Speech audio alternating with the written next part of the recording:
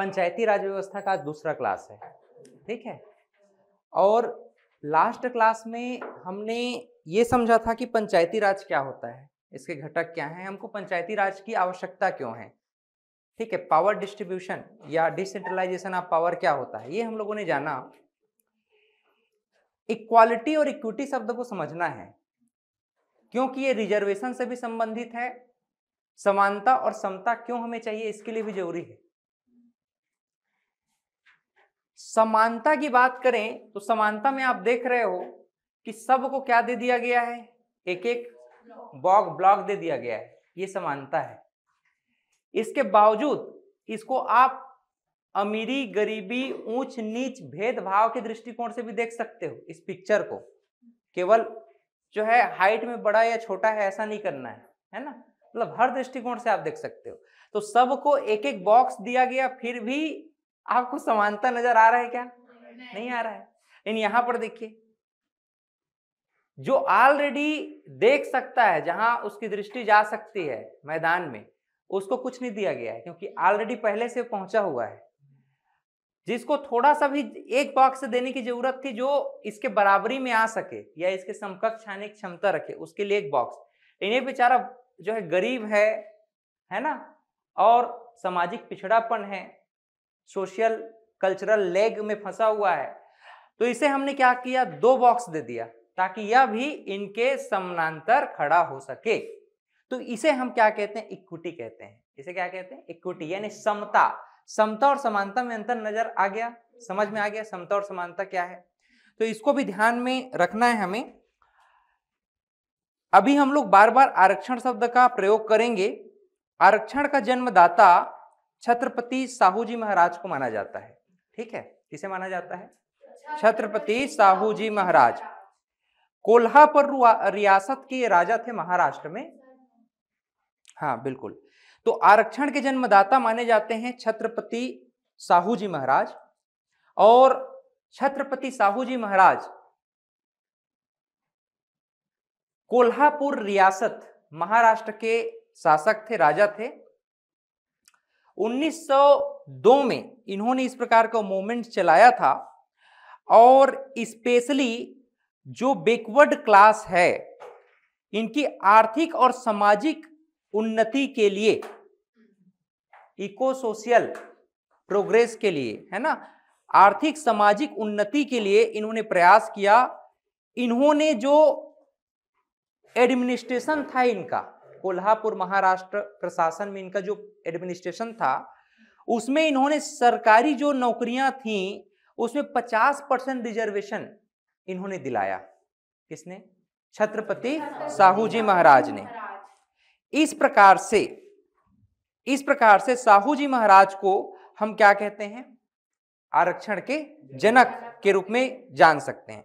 साहू जी महाराज की क्या सोच थी भाई, कि शिक्षा में दलित पिछड़ों की भागीदारी को बढ़ाया जाएगा। दूसरा, न्याय में समावेशी सोच को लाया जाएगा। न्याय व्यवस्था में हम इंक्लूसिव थिंकिंग लेकर के आएंगे, समावेशी सोच लेकर के आएंगे।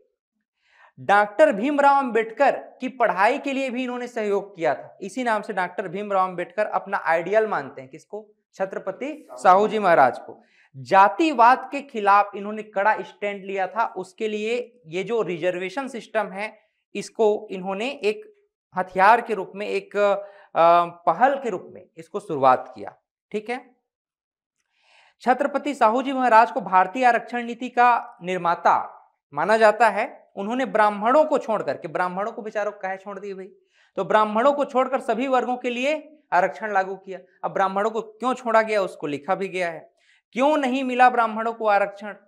इसलिए नहीं मिला क्योंकि ब्राह्मण वर्ग उस समय समाज के शैक्षणिक, धार्मिक और प्रशासनिक क्षेत्र में सबसे प्रभावशाली थे। उन्हें समाज में प्राकृतिक और पारंपरिक दोनों प्रकार के लाभ मिल रहे थे। शिक्षा के क्षेत्र पे एकमात्र अधिकार किसका था? ब्राह्मण और क्षत्रिय का था, ठीक है। प्रशासन में जो सबसे उच्च पद पर थे वो कौन थे? ब्राह्मण ही थे, ठीक। इसके अलावा जो सामाजिक नेतृत्व है, समाज में सम्मान के जो पात्र हैं, केवल ब्राह्मणों को माना जाता था। यानी कि सर्वाधिकार में कौन थे? ब्राह्मण थे। इसी नाम से यहां पर क्या बात कही गई? इक्विटी की बात कही गई और इक्वालिटी की बात की गई, समझ रहे हो। तो यहां पर जो वाद पैदा होता है कि ब्राह्मणों को आरक्षण क्यों नहीं मिला, तो आरक्षण देने की जरूरत ही नहीं पड़ी क्योंकि सर्वाधिकार उन्हीं के पास था। आज भी आज स्थिति देखिएगा तो चाहे प्रशासन हो चाहे शासन हो, हर जगह आपको उच्च वर्ग जैसे कि ये ब्राह्मण वर्ग आपको मिलेंगे, ठीक है। तो इस प्रकार से साहू जी महाराज ने जो आर्थिक रूप से पिछड़े हैं, जो सामाजिक रूप से पिछड़े हैं, सांस्कृतिक रूप से पिछड़े हैं, उनको आगे लाने के लिए सर्वप्रथम प्रयास किया था, ठीक। तो ये वर्डिंग बार बार आएगा, तो इसको आप ध्यान में रखिएगा कि इस प्रकार का इनिशिएटिव क्यों लिया गया। अब ग्रामीण अंचल में हम जो है पंचायती राज अधिनियम के विषय में बात कर रहे थे। आज हम छत्तीसगढ़ पंचायती राज अधिनियम 1993 को समझने का प्रयास करेंगे थोड़ा सा कि छत्तीसगढ़ पंचायती, अच्छा अगर हम नेशनल लेवल पे देखें तो कौन सा अधिनियम पढ़े थे हम लोग? 73वां संविधान 73rd कॉन्स्टिट्यूशनल अमेंडमेंट एक्ट 1992। और मध्य प्रदेश ने इसको कब अडॉप्ट किया? 1993 में। तो मध्य प्रदेश पंचायती राज अधिनियम 1993। अब छत्तीसगढ़ कब अलग हुआ? 1 नवंबर सन 2000 को। तो अब क्या हो जाएगा वो? छत्तीसगढ़ पंचायती राज अधिनियम 1993। जैसे कि अभी एक कानून लागू हुआ है उत्तराखंड में, ठीक है, यूनिफॉर्म सिविल कोड। तो यूनिफॉर्म सिविल कोड कहां लागू हुआ? उत्तराखंड में। लेकिन भाई वो तो पास हो चुका है ना कानून देश में, तो वो तो हर राज्य में लागू हो जाना चाहिए। लेकिन राज्य समवर्ती सूची में क्या है, कई मामले ऐसे होते हैं कि राज्य जरूरी नहीं है कि एक ही बार उसको एक्सेप्ट कर ले, अपने अकॉर्डिंग धीरे धीरे राज्य जो है अपने आप में उसको लागू कर सकते हैं, जैसे उत्तराखंड में भी हुआ। उसी प्रकार से भले से 1992 में जो है आया था एक्ट, लेकिन मध्य प्रदेश ने कब अपनाया? 1993 में। तो उसी को आधार मान करके अब 1 नवंबर सन 2000 के बाद छत्तीसगढ़ मध्य प्रदेश से अलग होगा, तो हम क्या बोलेंगे? छत्तीसगढ़ पंचायती राज अधिनियम 1993। कंफ्यूजन रहेगा क्या 1992 और 93 में? नहीं होगा ना? Very good. अब देखो हम जो है ना इसी छत्तीसगढ़ पंचायती राज अधिनियम 1993 में एक लोकतंत्र की नई उड़ान समझने का प्रयास करेंगे और एक गांव की लोकतांत्रिक व्यवस्था को शुरुआत करेंगे 1993 से। 1993 कहता है कि गांव की चौपाल संविधान की गूंज, गांव की चौपाल पर संविधान की गूंज और जन्म होता है पंचायती राज अधिनियम का धून, ठीक है। एक प्रकार से स्लोगन है। 1993 में यह प्रारंभ हुआ, अर्थात 73वां संविधान संशोधन 1992, और इसका इफेक्टिव हमको देखने को मिला 24 अप्रैल 1993 को। 24 अप्रैल को क्या मनाया जाता है? पंचायती राज दिवस मनाया जाता है। क्या मनाया जाता है? पंचायती राज दिवस मनाया जाता है। इस पंचायती राज अधिनियम 1992 और छत्तीसगढ़ पंचायती राज अधिनियम 1993 का मुख्य पर्पस क्या है? गांवों तक शासन को पहुंचाना, ग्रॉस रूट गवर्नेंस, यानी कि हमको ग्रामीण अंचल तक जो केंद्र में शासन प्रणाली है, राज्य में शासन प्रणाली है, उसका विकेंद्रीकरण करना है, डिसेंट्रलाइजेशन। मैंने कल आपको बताया था सेंट्रलाइजेशन एंड डिसेंट्रलाइजेशन क्या होता है। सेंट्रलाइजेशन का मतलब क्या होगा? पावर का डिस्ट्रीब्यूशन कैसे होगा? सेंट्रलाइजेशन में टॉप टू बॉटम होगा, टॉप टू बॉटम, और डिसेंट्रलाइजेशन में बॉटम टू टॉप पावर का डिस्ट्रीब्यूशन होगा। तो इस प्रकार की पूरी व्यवस्था को सेंट्रलाइजेशन और डिसेंट्रलाइजेशन, केंद्रीकरण और विकेंद्रीकरण कहा जाता है। क्लियर है? अब इस 73वां संविधान संशोधन अधिनियम 1992 छत्तीसगढ़ पंचायती राज संशोधन अधिनियम 1993 में इसका मुख्य उद्देश्य क्या है? गांवों तक हम शासन को पहुंचाएंगे। दूसरा हम लोगों ने पढ़ा था कल भी, जन भागीदारी यानी पीपल्स पार्टिसिपेशन। तीसरा हम लोगों ने क्या पढ़ा था? डिसेंट्रलाइज डेवलपमेंट यानी कि विकेंद्रीकृत विकास, ये हम लोगों ने कल भी पढ़ा है। तीसरा हमने पढ़ा था त्रिस्तरीय पंचायती राज व्यवस्था का संरचना करेंगे, यानी 3 टायर स्ट्रक्चर की संरचना करेंगे। अभी कंडीशन में हम देखें तो ग्राम स्तर पर क्या है? अपना ग्राम पंचायत है, ग्राम पंचायत। ब्लॉक स्तर पर जो है जनपद पंचायत है, और जिला स्तर पर जिला पंचायत है।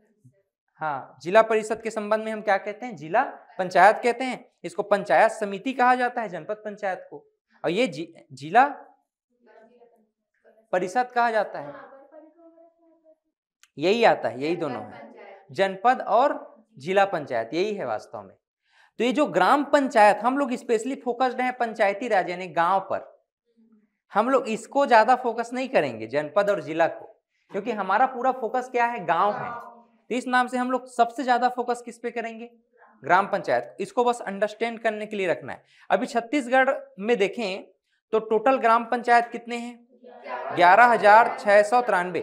अब हजारों की संख्या में अगर गांव को देखें तो ये तो केवल ग्राम पंचायत है ना, ग्राम पंचायतों की संख्या लगभग 11,693 है अभी वर्तमान में 2024-25 के अनुसार अगर हम देखें तो। जनपद पंचायत कितने हैं, 146, और जिला पंचायत है 27। अब भाई जिला पंचायत में अब 27 प्लस जोड़ दो आप, जिला पंचायत में 27 प्लस इसको आप जोड़ दीजिए। अभी वर्तमान में कितने जिले हो गए, तो 27 में कितना जोड़े कि 33 हो जाए, प्लस 6, तो जिला पंचायतों की संख्या वर्तमान में कितनी हो गई, 33 हो गई। ठीक है, जिला पंचायत पूछेगा तो क्या बोलोगे, 33। जितना जिला होगा उतना जिला पंचायत होगा। ठीक है, तो इस प्रकार से 11,693, 146 और 33, ये त्रिस्तरीय पंचायती राज व्यवस्था को हमको लागू भी करना है।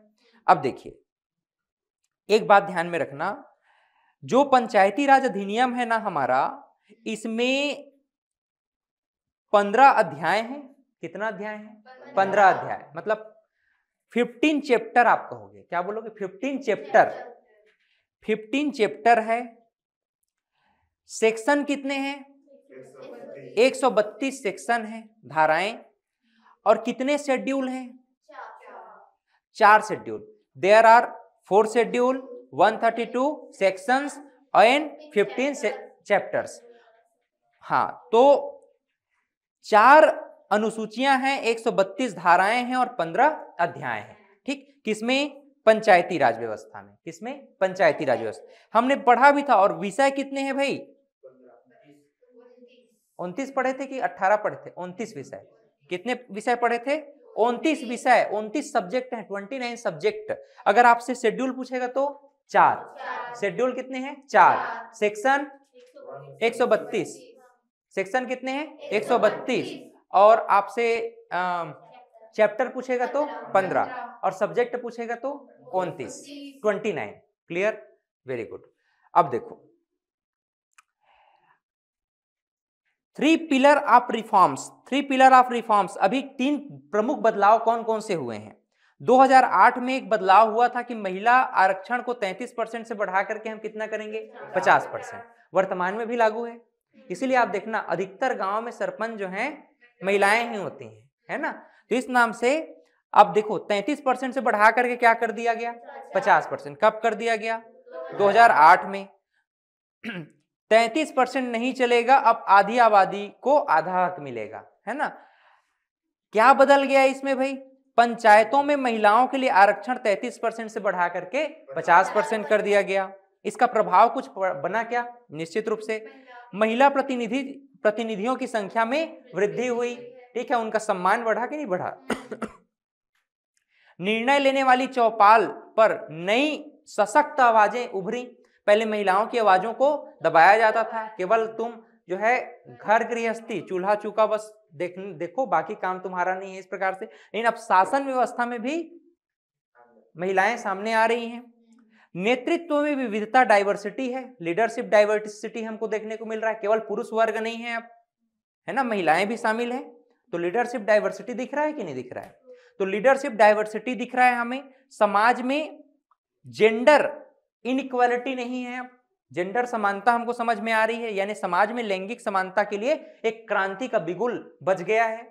तो इस प्रकार से हम देखते हैं कि 2008 में जो एक बड़ा बदलाव आया कि महिलाओं का जो आरक्षण है वो 33% नहीं रहेगा, अब कितना रहेगा, 50% रहेगा। इसका क्या क्या प्रभाव देखने को मिला। पहला प्रभाव क्या देखने को मिला, महिलाओं की प्रतिनिधित्व बढ़ा। दूसरा क्या बदलाव आया, है ना, निर्णय लेने वाला जो, अब देखो इसको उत्तर प्रदेश में, झारखंड में चौपाल कहते हैं, हम लोग क्या बोलते हैं, सभा बोलते हैं, ग्राम सभा बोलते हैं। ठीक है, तो निर्णय लेने वाली ग्राम सभा पर नई और सशक्त आवाजें शामिल हुई।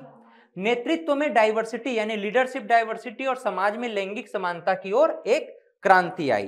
ठीक है, इसके लिए कोट क्या हो सकता है बढ़िया, आपको याद रखने लायक कि आरक्षण से नहीं प्रतिनिधित्व से सशक्तिकरण होगा। आप प्रतिनिधित्व दो, इक्विटी दो, इक्विटी क्या है, यही इक्विटी है।